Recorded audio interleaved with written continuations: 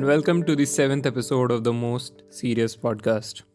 When a person scales Mount Everest, we immediately gain respect for their determination and bravery. What if I told you this person was 50 years old when he did it, and mountaineering was not even his profession? Today, we will be talking to Mr. Aditya Gupta. He's the owner of successful brands like Sharda Exports, the Rug Republic, the Furniture Republic. He was a student at IIT Roorkee, alumni of FMS Delhi. We will talk about his life, his journey, and also the lessons that he learned while scaling the Mount Everest. Let's get into the episode now. Like first question that anyone would primarily ask you is, I think about Mount Everest, but let's not start right there. I first want to get an insight to Mr. Aditya Gupta's childhood and how did he feel about this world when he was a kid. So tell us a little bit about that. I am not sure if I would accurately remember. I mean, obviously, I grew up in Meerut city. I was at St. Mary's, a boys' school. And life in small cities in India is always fun. It's a completely different experience from living in a metro like Delhi today.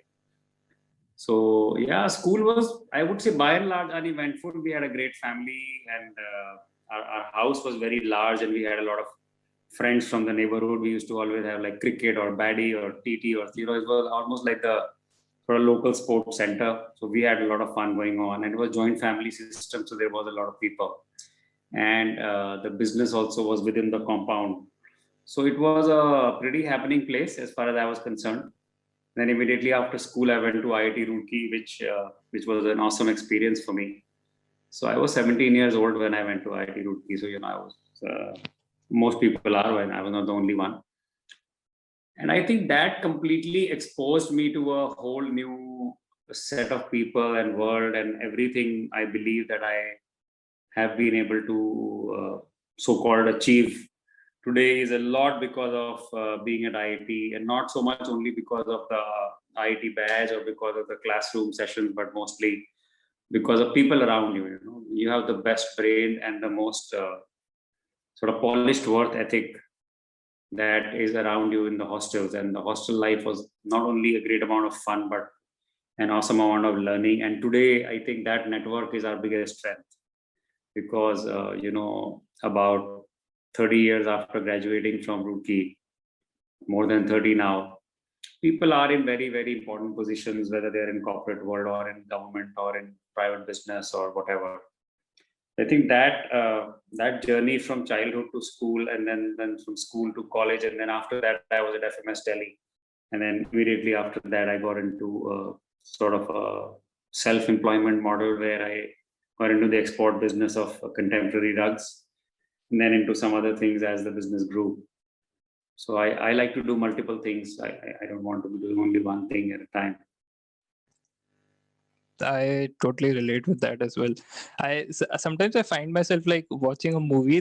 I'll start a movie, I'll start a novel. I don't know if this is a good thing or not, but I'll skip it I'll watch it to the part I like, and sometimes I'll just forget about it for weeks. Does this happen to you? So I have somehow I'm finding it harder and harder to watch movies in the last couple of months now. So I get very bored is the right word, or just sort of disengaged from the movie pretty quickly. So I finished doing the first book, which I call the 7 Lessons from Everest, and now I'm writing another book on managing small businesses. So I like to spend time on that, or I like to listen to some talks or things on YouTube, or even on Spotify, or just listen to music and spend some time on, sometimes obviously a little bit on social media, because I do connect with friends and family out there. And of late, very recently, have I actually even come down to LinkedIn. So I'm beginning to understand a little bit around what's happening on the professional side, social media connect. So I enjoy those things more than just watching a movie somehow. I don't know why. Of late, so I just can't watch a movie anymore. Totally relatable with me. Matlab, I certain times feel probably I'm not doing as much as you are. So that's why I don't think this is such a positive thing, but this happens with me a lot. So tell us a little bit, like when you were a kid or when you were growing up, so was there any somehow, like a curiosity or a thing that you always thought that you'd do, climb the Mount Everest one day, look at the world from the top down perspective? Actually, not at all. So in my school times, I was not quite a sports person or an outdoors person, because again, as I said, in Meerut, there wasn't that much happening. So it was like a very simple life. You go to school, you play or a few games in and around the house, and that's it. And then you take your exams, and then you go to the next class. And that was about it. And some social activity, your melas and Diwali melas and all of those kind of things. But in Roorkee, when I went to Roorkee, there is a club called the Himalayan Explorers Club, and I got involved with that, and that's when my trekking started. So my first trek was 1987 to Pindari Glacier, and I think then I got hooked. Then I got hooked to this whole outdoorsy thing and the treks and the mountains. So basically, it was all the sort of better or higher level stuff I could only do in Roorkee. Before that, in school, there wasn't that much that was happening. So after that, in 91, I did the basic mountaineering course from the Air Institute of Mountaineering when I was in Delhi University, FMS. And I've been, when I started working for the first 10 odd years, yes, I was focused a lot more on work. So I did not have so much time to personal travel, look after my family. Because I anyway got married right after FMS. So already was a married person at 23 years of age. So, between the time available, you have to be with family travel, holiday travel, and adventure travel on top of that was not easy in the beginning. So between 1992 to 2000, I didn't do any trekking or adventures. But after that, I started again. And then it has become an absolute non-negotiable part of my calendar. So every year I would do at least one, sometimes if I'm lucky, 2 or 3 good adventure trips. And it doesn't have to be always mountain climbing. It can be, I've done rivers, I've done exotic, horseback expeditions in Mongolia, for example, and Kamchatka in Russia, further east of Siberia, there's a Kamchatka Peninsula. There are bears and so photography trips and volcano climbs and things like that. So it's a mix of outdoors and a little bit of sort of going into the wilderness, having a rough life for a couple of days or weeks, and that actually energizes me. That kind of feels very good as far as I'm concerned. But I do enjoy all kinds of travel, including just exploring places which are not so remote or hard to get, even if it is Europe or Asia or Africa or South America. We've done trips to Ecuador, to Mexico. So I've been fortunate to be able to travel the world, quite literally the world, because partly the nature of my business and also my personal preferences. So that keeps on exposing me to interesting ideas and interesting people, and photography I enjoy. So, and I am a design person. So, all of those things somehow I think it's been a fortunate mix of things which actually becomes a nice cocktail. It's not a bad mix. It's not a haphazard mix, but it's a nice eclectic mix, which I love the taste of. So I think I'm very fortunate that way. That is very well put, I think, because everyone I think thinks about it a lot. Like, you want to travel the world, you want to go out and look into the wilderness, get lost into nature. But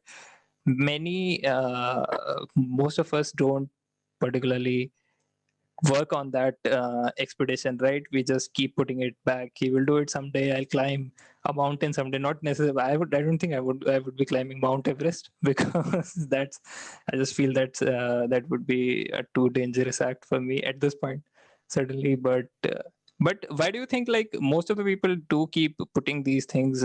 Is it a personal choice, or do you think it transcends into the way we live life also? We keep putting things on the backside. I think in order to just give a structure to our conversation, I will connect with the book that I just finished, and it just come out, and it's basically raising money for CRY. It's not being sold commercially as such. So the book is called The 7 Lessons from Everest. And your questions, and the reason I feel that the book is worthwhile, it's not about climbing Everest. The lessons are not about Everest. The lessons are about life and business. So anything that I don't even know what you want to ask me or whatever you will talk about, but I'm pretty sure that anything we talk about or any questions or challenges can be looked at from the point of view of these lessons, and these lessons have an explanation. So, when you are there in climbing Everest, you don't have time to think of all of these lessons and ideas, because you are sort of in the middle of a battle and you have to focus on what needs to be done there.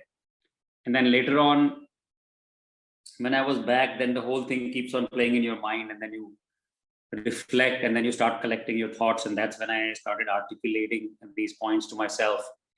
And then initially I just wrote an article, and then I started doing a lot more social media posts, and more and more of this kept on coming to my mind, and then I sort of put it together. So the question that you have asked about how and why some people would carry through a certain idea or interest, and some people would just not carry through enough.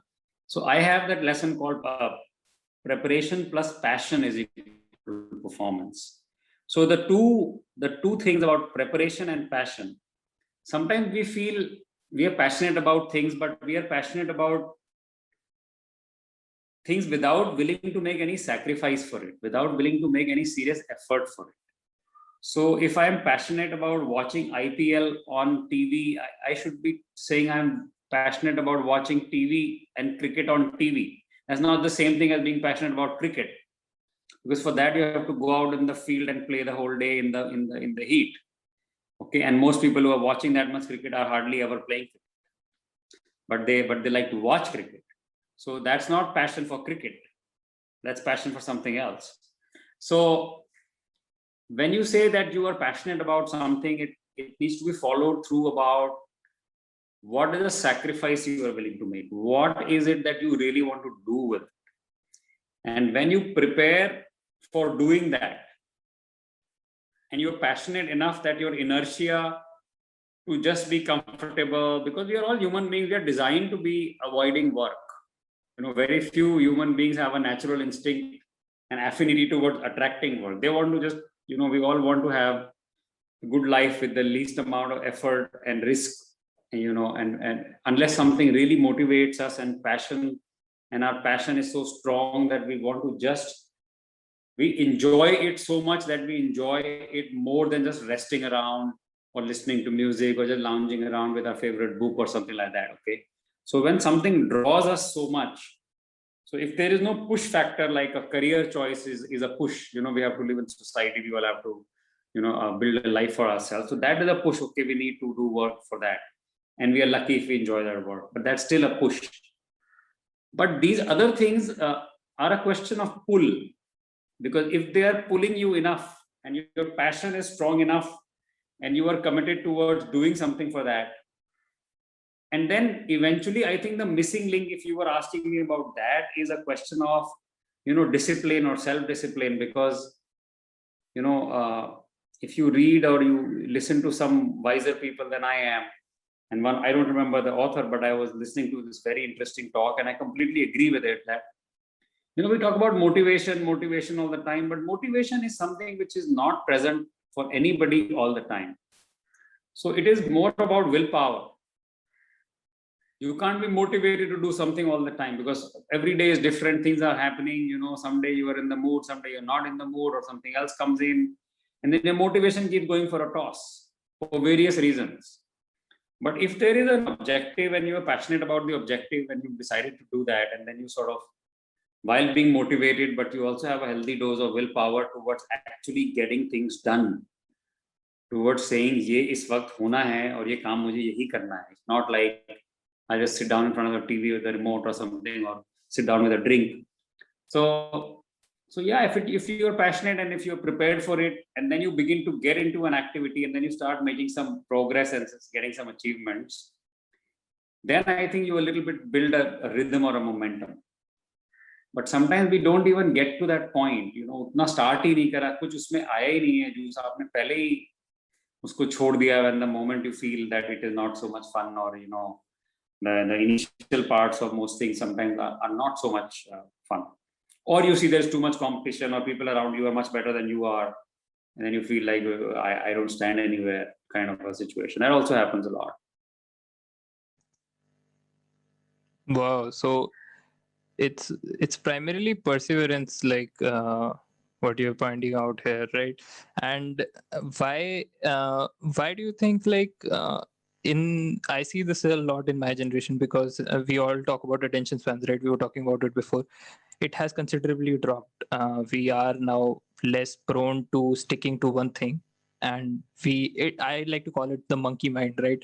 It keeps jumping from one branch to the other. Now I want to watch a movie. Now I want to watch a TV show. Now I want to read a book, not completed. Then I want to do this. I want to do that. So, do you think this is like a generational change? It has been due to internet or something, or do you think it was like same always in your I times? definitely think there is a change, but I don't want to ridicule the change, because we have to embrace the changes and pick out the best things from the changes and see how to make the best use of those changes. So on the one hand, you can call it attention deficit, but on the other hand, you can also call it an amazing ability to multitask. So I am not somebody who's against multitasking, because that multitasking in itself is a very debatable thing. Many people think it's useless because you can't be giving 100%. But I don't think everything that I do needs my 100%. Okay. So if my capacity is big enough that I can do 4 things without being 100% into anything, and if I'm satisfied with it and I'm able to make certain measurable achievements in it, and that's okay. There is no need to be doing only one thing or with 100% attention or all of those things, because you can be interested in various things. But yes, the only point is that when you start collecting these ingredients of the different things that you want to do, if we can mix it with that 5% discipline of making sure that those dots are connecting into a painting, and they are not an entirely random set, which can also be eventually sometimes by some serendipity turns out to be good. But all that hope and serendipity cannot be a strategy. Okay, it's great if it happened, but if you're looking to achieve certain objectives or goals or levels of whatever achievement may mean to anything to anybody, today it's also possible for the generation, because by and large people come from backgrounds which are financially more secure than a generation ago. So today a lot of youngsters don't have to be really worried about कि job नहीं होगा तो करेंगे क्या और family कैसे होगी. ठीक है, मतलब they may not be well off, but they're not that stressed out. So obviously mobile phones, internet exposure is there, the mental ability is there. So one should embrace it and see how to channelize it into something nice, into something productive. So what I, for example, even ask of my own children is that as long as you're productive, as long as I'm convinced that you're being productive, I am frankly quite okay with whatever you want to do. The trouble happens when you are a completely degenerated situation where there is hardly any productivity coming out of us. And that is the thing to be watchful about. And if it is an attention deficit, or you're doing multitasking, or you're changing things around, I think that's okay. I mean, personally, I find that to be okay. Because eventually also in life, more and more you see that the skills that matter the most are people skills, emotional intelligence, your ability to connect with people, your ability to understand a wide variety of situations and ideas and people. So that doesn't happen by doing only one thing in life, or being too dedicated to just one. Okay, you can be that. So basically it's like there are many paths to that nirvana. So whatever it is, I don't want anybody to feel guilty or feel unhappy about what they are trying to do and how they're trying to be. As long as at least they have applied enough thought to know that what they really want to be, and if that's what they want to be, and then that's okay. I think that is something good, because of the prosperity, because of our exposure to the rest of the world. More and more we go abroad. When I was out in the US looking at colleges for my daughter, in one of the college talks, they had a very nice question which actually stuck to my mind, because we never think like that in India for some reason. And they said that, what is it that you would like to do if you were never being paid any money for it? Okay, so if you take career out of the equation, if you take that you need to do something to earn money, so you want to be a banker or an engineer or an automobile something or a trader or something like that. But if those choices are occurring to you because all of those are paths towards making money, versus what is it that you would do even if there was no payment to you because of that? Are you passionate enough about something? Because the assumption is that no matter what it is, whatever you choose to do, if you are that committed to that craft, if you are that passionate about it, then you will achieve enough goodness in any aspect that it will bring money also. So basically, the whole relationship between what you want to do and how you want to earn money is a little bit inverted in that situation to say, kya karna chahte ho, dil se kya karna chahte ho, let's do that, and we'll figure out how the money will come. And in those societies and in those economies, usually works out. I think here also it by and large works out. Again, for people who are genuinely productive and passionate, not about people who just want to talk about things. So talking and walking the talk is two different things. I think that's right on, and it would resonate with a lot of people also. So Aditya sir, tell us. I had this question like when we knew that we would be having you on the episode. So I thought about, since you were the founder of Rug Republic and you scaled the Mount Everest. So did you take a moment at the Everest at the peak, lay down a rug, and chill for a little bit? Well, no. When you reach Mount Everest summit, there is very little time that you have. Usually you can be there only for 10-15 minutes at the max. I was there for a very lavish about 35 minutes because I am a photographer and I was trying to take pictures, and the weather was okay, and it was coming in, the clouds were coming in from the east, but we still had that window of when we had the views and things. So my first picture and last picture about 35 minutes apart on the digital print. So I know I was there for about 35 minutes. Obviously, you cannot take any rugs and things because every single gram that you can carry out there has to be very, very carefully calibrated. So I did have a banner which had the names of my companies, and I recorded a short video, 360-degree views of the top of the world, and a short video for my family. But because I had to also conserve battery, and I had to be mindful of the fact that reaching the summit is only half the job, where the job is really to get back safe. And most of the accidents and most of the mishaps actually happen only on the way back from the summit. So on the way back is a trickier time, is also worse weather.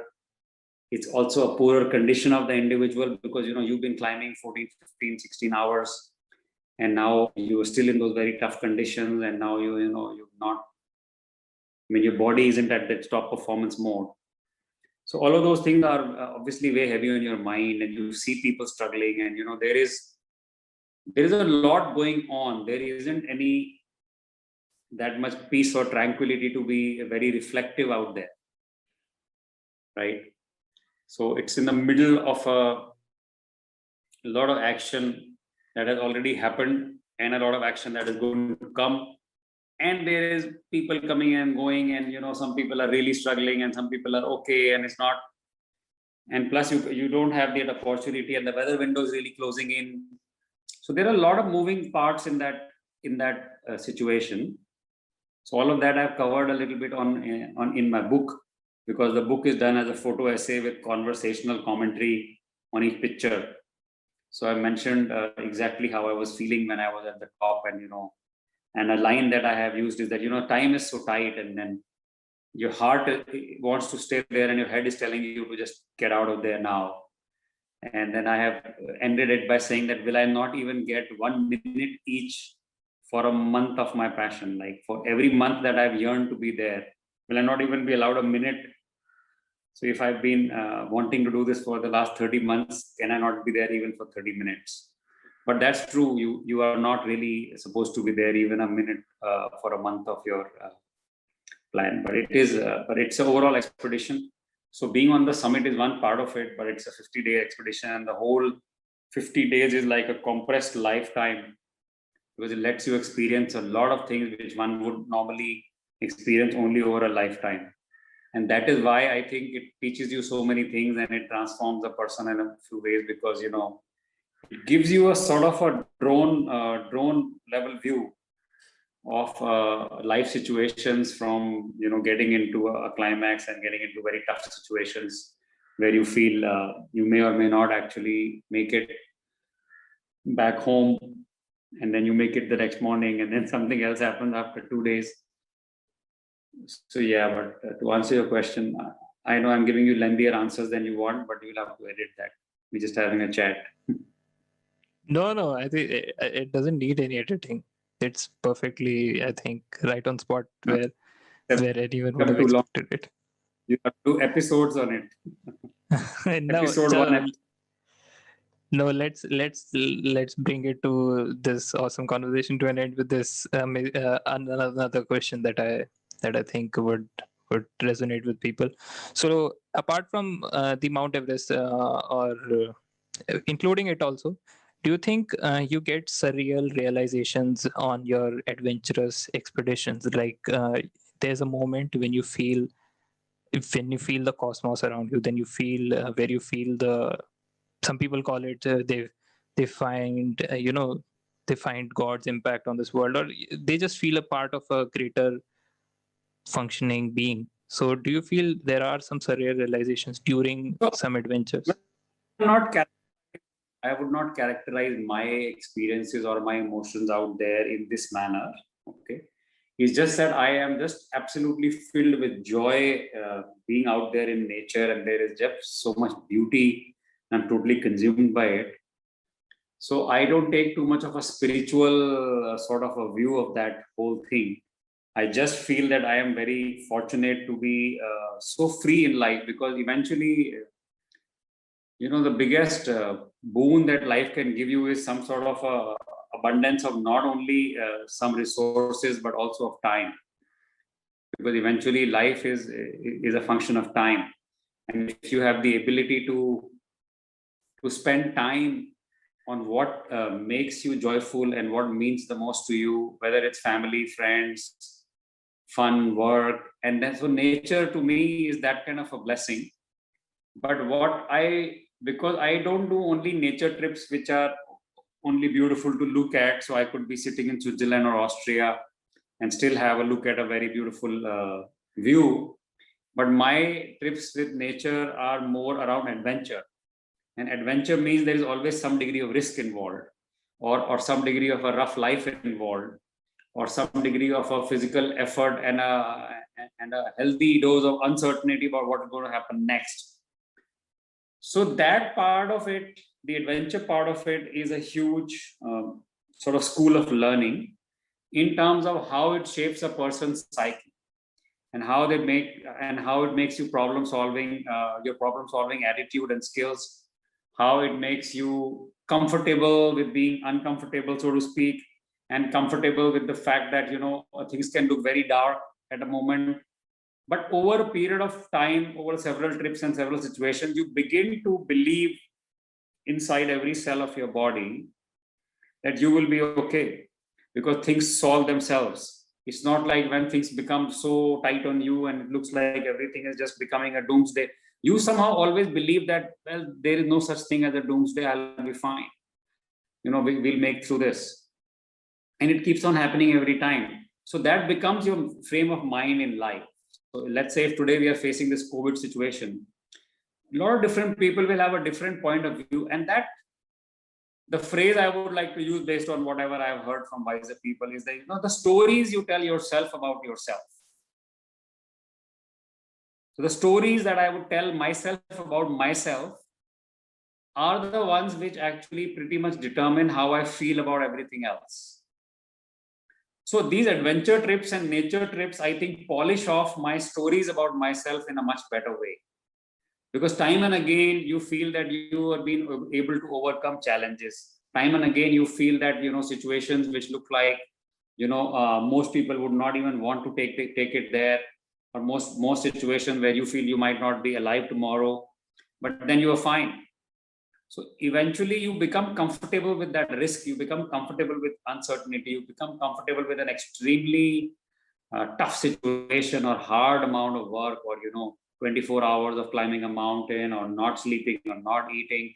So all of these things are become metaphors for other situations. Then most other situations in work or life or in a city life, everything seems quite easy actually.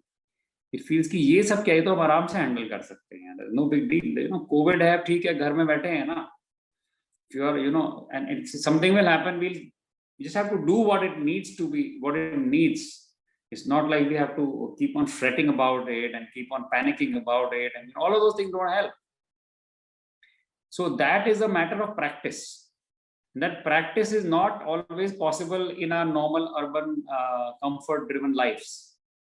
जहां पे मैं क्या risk होगा, घर में आप बैठे हो, ठीक है, लाइट चली गई, is not a risk, right? But a rock falling off the mountain missing you by 6 inches is a risk. When you see, okay, now had I been 6 inches to the left or right, I would have no longer having this conversation with you today.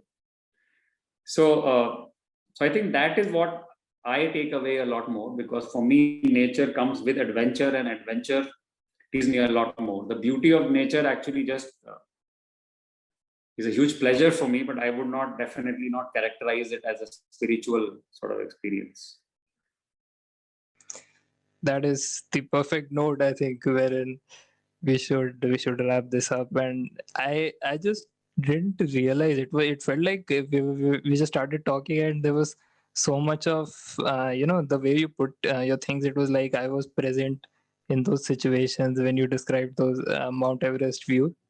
But I think, yeah, most of the people that do listen to this will kind of get this view, or will get this learning from this, maybe, that it's not necessarily, you shouldn't limit yourself to these things and make them so intimidating that you, because I was also listening to some talk that you gave, and you said that the situations that we are presented in the urban lifestyles are far less critical than you face on an adventure, right? There it's a matter of life and death directly. Here you might lose money, you might lose some materials or something. Yeah. Exactly. I think so. Therefore, the variety of experiences that life can offer you, and you can do it while being responsible towards your families and parents, and whatever else you have to be responsible to, then go grab every possible experience you can. And with this, we reach the end of this episode. I personally had an amazing time talking to Mr. Aditya Gupta, and his profound life experiences, the journey that he took, climbing Mount Everest, other adventures that he has done, building businesses, that all made a impact on me, and I believe to carry those learnings with me. I hope you also enjoyed this episode. We will be back with another amazing conversation really soon.